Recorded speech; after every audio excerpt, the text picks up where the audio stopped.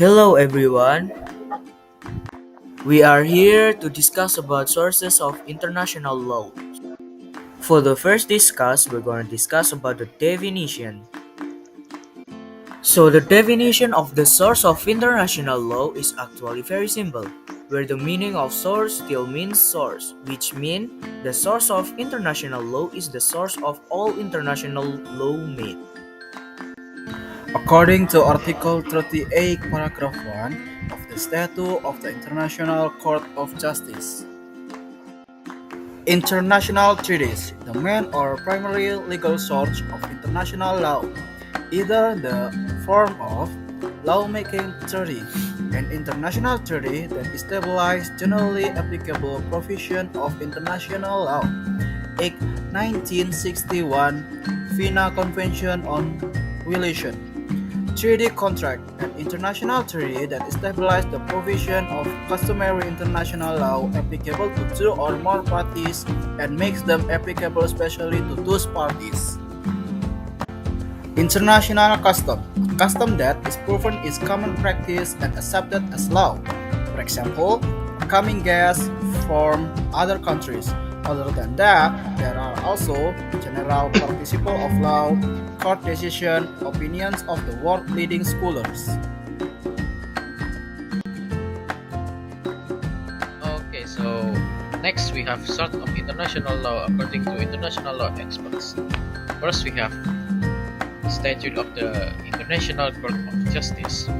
The source of international law consists of international treaties, international custom, general principles of law recognized by civilized nations, court of decision, and the teaching of eminent jurists. Second, we have Oppenheim. The source of international law are international treaties, international custom, decision of international tribunal, international document, and the teaching of eminent jurists. Lastly, we have Brown line, same as Oppenheim. The source of international law includes international treaties, international custom, and international law decision of international tribunals and courts of jurists. Moving in the next session, we have term definition of source of international law. First, we have international treaties. Treaties are the main instrument of the cooperation in international relations, and cooperation involves itself in the relative position of the countries involved. For example, rich countries give money to poor countries just to help some other poor countries. Second, we have customary international law. This customary law is from and becomes evidence and existence of which we can see in the practice of action of states or some abstract idea of such a made by state itself. According to that first definition, general participle of law are not so much sorts of law as a legal method. This is because sorts of law extend exceeding rules by analogy, infer the existence of principle for more specific rules by means of inductive reasoning, and so on.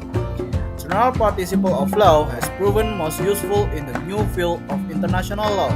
However, it must be remembered that the environment in which international law operates is very different from the environment in which national law operates. And principle of national law can be used in field gaps in international law only if they fit into the international environment.